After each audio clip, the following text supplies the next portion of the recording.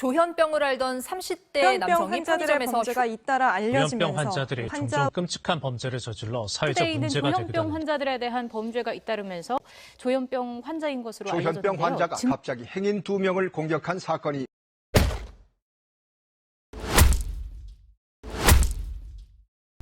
최근 조현병 환자의 범죄가 부각되고 있지만 전체 강력범죄 중 조현병 환자의 범죄 비율은 0.04% 정도입니다.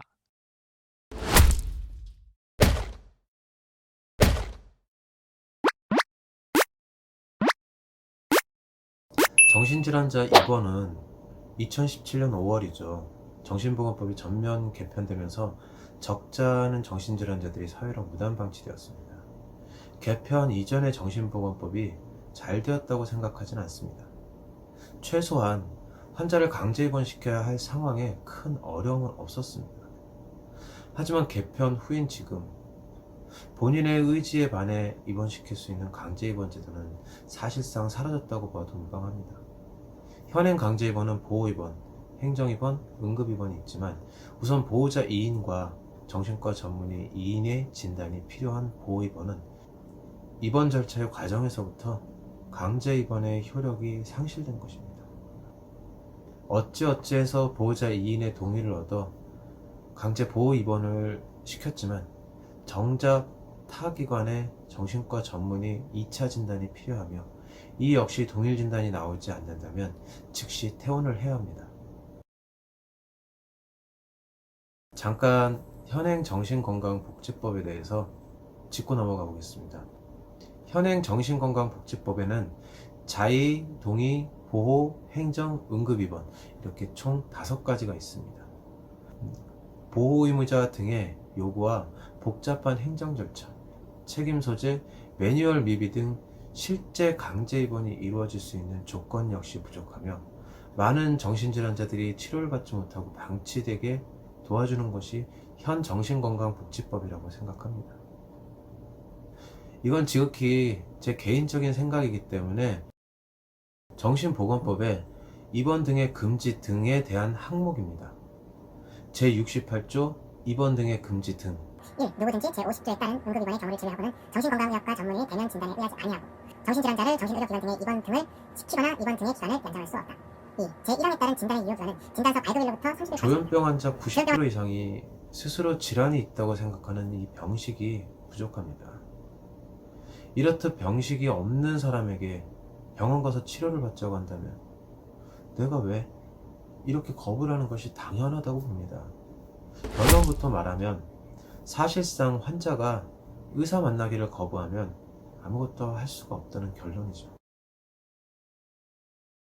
행정입원, 응급입원은 법적 후견인, 지방자치 시, 군, 구의 장이나 경찰 공무원 등의 자타의 위험이 있다고 판단하면 최소 3일간 강제 입원이 가능하지만 정작 중요한 통증 후견인들에게 어떠한 지침과 매뉴얼조차 내려온 것이 없어 이들의 판단 유무를 받기란 사실상 거의 불가능에 가깝습니다.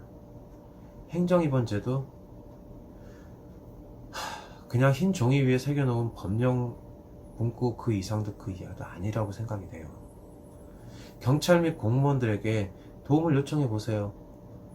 정신질환자 행정입원을 위한 기본적인 매뉴얼조차 모르고 있기 때문에 돌아오는 대답은 우리가 도와드릴 건 없는데요 일 것입니다. 조현병 환자 95%가 약물치료로 정상적인 일상생활 유지가 가능하다고 합니다. 대부분의 조현병 환자들은 환청, 환시 등으로 윗집 소음, 감시당한 같은 자신의 영역 안에 갇힌 세상에서 살고 있다고 생각합니다.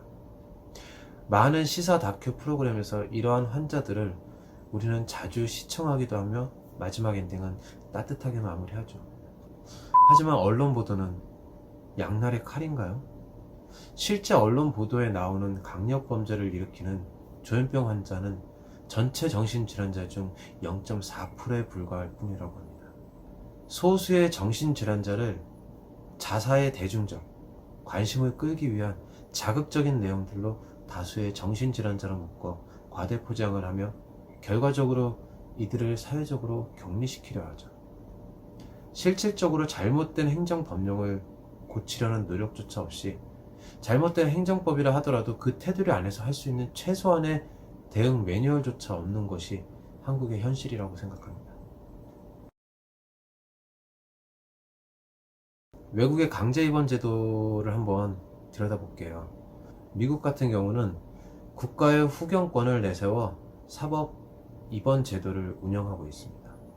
사법은 자타의 소지가 있는 중증 정신질환자를 법원이 강제로 입원시킬 수 있는 제도인데, 정신과 전문의가 필요성을 평가하고 세계보건기구의 정신장애인 보호와 정신보건 의료 향상을 위한 원칙인 N의 원칙에 따라 사법기관이 입원을 최종 결정합니다. 영국 같은 경우는 준사법기관인 정신건강심판위원회가 환자의 치료 필요성과 자타의 위험성을 파악해 강제 입원을 심사합니다. 강제 입원이 결정되면 72시간 이내로 경찰 또는 의료기관이 환자를 구금할 수 있습니다. 위에 정신건강심판위원회는 국내의 정신질환자의 입원을 연장할 때 정신건강심판위원회가 열립니다. 2017년 5월 정신보건법 전면 개편이 사실상 외국의 여러 국가들의 법령을 짜집게 놓은 듯한 그런 생각은 점점 확신으로 변하지 않을 수 없습니다. 일본 역시 정신질환자의 강제 입원이 상대적으로 수월합니다. 경찰관, 검찰관, 보호관찰소장, 교정시설장, 정신과 병원 관리자 등이 요청할 경우 지자체장이 정신보건지정의에게 정신질환자의 진단을 의뢰할 수 있습니다. 진단 결과에 따라 정신의료심사회가 강제 입원을 결정합니다. 아직까지 저희가 참 가야 할 길은 참 많습니다. 정말 당장이라도 강제 입원이 필요한 상황인데 자타의 위험을 심사하고 심판위원회가 열리고 그러는 과정 동안 우리가 일부 언론 매체에서 보는 그러한 끔찍한 사건, 사고가 발생하는 것이라고 생각이 됩니다. 조현병 환자 95%가 약물 치료로 정상적인 일상생활을 유지할 수가 있다고 합니다. 환자 스스로의 입원 의사를 밝혀야 될까요? 병식 없는 조현병은 어떻게 치료를 해야 할까요? 분명히 증상은 보이지만 스스로 치료를 원치 않는다면 어떻게 해야죠? 초기 정신증의 치료가 가장 중요합니다. 정신증상, 망상이나 환각이 강할 때는 주변의 현실적인 조언에 반응을 하지 않습니다. 가족들이 환자의 생각이 착각이라는 인지적인 접근을 해도 환자의 관계만 악화될 뿐 효과가 전혀 없습니다. 초기에는 약물 치료를 실시하고 어느 정도 정신 증상이 호전되어야 합니다. 그 후에야 인지적인 접근과 심층 상담이 효과를 볼 수 있습니다.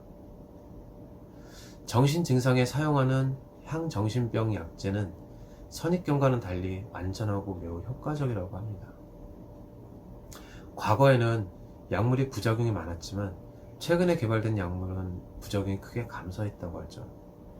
약물 치료와 더불어 정신치료 등의 치료가 초기에 이루어질수록 환자의 예후는 좋아지게 됩니다.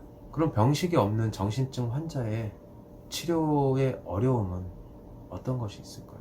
정신 증상, 망상, 환각은 환자의 입장에서는 실제적인 경험입니다. 다른 사람에게는 들리지 않는 소리인 환청이 환자에게는 명확하게 들리고 이는 실제 소리와 같이 느껴진다고 합니다. 누군가가 자신을 감시하고 있다고 확신을 하고 그로 인하여 심한 불안을 경험합니다. 환자 스스로는 자신의 어려움이 병 때문이라는 지각, 병식이 없습니다. 그렇기 때문에 스스로 괴로워하면서도 증상에 대한 치료는 거부하는 것입니다.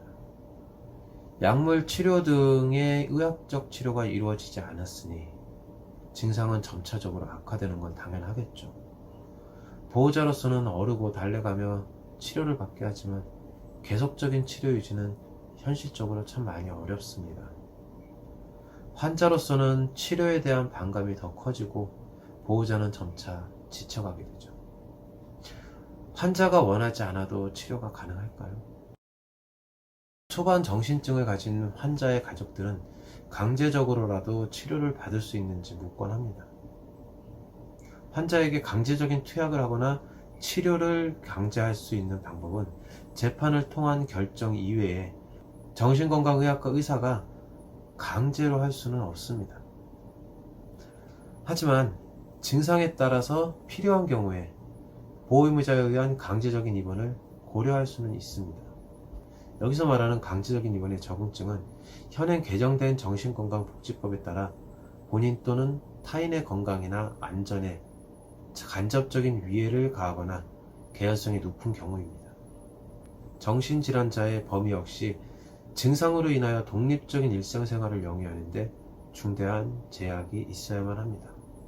이에 따라 독립적인 생활에 제약이 심할 정도의 정신질환자가 자신이나 타인에게 해할 가능성이 현저할 경우에만 하나며 강제적인 입원을 시행할 수 있다고 합니다. 이렇게 법령을 보시다시피 환자의 증상이 보호의무자에 의한 입원의 적응증에 해당하였다고 해도 행정적인 절차가 반드시 필요합니다. 가장 가까운 보호자가 2명 이상, 내원하지 않거나 증상이 급한 상황이라도 필요한 서류, 가족관계 증명서, 등본, 통장 사본 등 이런 필요한 서류가 즉시 구비되지 않으면 입원 치료는 불가한 경우가 많습니다. 다른 가족들이 보기에는 치료가 필요하더라도 법적으로 가장 가까운 보호자가 입원 치료에 대하여 반대하는 경우에도 입원 치료는 어렵습니다. 환자의 인권에 따른 강제 입원을 제한하기 위한 변화는 매우 긍정적인 일입니다. 하지만 현행 정신건강복지법으로는 환자가 적절한 치료를 받는 데에는 한계가 있습니다. 선진국에서는 사법입원제도와 외래치료명령제를 적극적으로 실시합니다. 정신건강의학과 의사와 보호자에 의한 개인적인 입원보다는 판사를 위주로 한 재판부의 결정에 따른 사법입원제도가 필요할 수 있습니다. 정신건강의학과 환자의 치료에 있어 환자와 환자의 보호자, 의사뿐만 아니라 사회적인 판단과 책임이 있을 때 보다 효율적인 치료가 가능해진다고 생각합니다. 외래치료 명령제는 법원의 명령에 따라 지속적인 외래치료를 유지하는 것입니다. 하지만 국내에는 법적인 문제를 진 환자에 한하여 매우 협소하게 행해지죠. 이런 제도가 확대되어 많은 환자들이 법의 테두리 내에서 초기부터 치료를 받을 수 있도록 도움을 주어야 한다고 생각합니다. 시기적 질환 치료는 환자의 정기적인 이유를 좋게 하고 사회적으로 제기되는 많은 문제를 예방할 수 있을 거라고 생각됩니다. 정신과적인 질환, 정신질환, 가장 중요한 건 초기 약물 치료가 가장 중요하다고 전문가들은 말하고 있습니다. 하지만 환자의 병식이 없는 경우 치료가 이루어지지 못하고 예후가 좋지 못합니다. 보호자로서도 환자를 돌보는 데에 대한 부담이 매우 커지죠. 사법입원제도, 외래치료 명령제 등의 사회적인 개선안이 정신건강 증진을 위한 대안이라고 저는 생각합니다. 끝까지 시청해주셔서 감사합니다. 알고 싶은 정보는 댓글에 남겨주시면 알려드립니다. 구독, 좋아요 꾹 눌러주시고 알림 설정 잊지 말아주세요.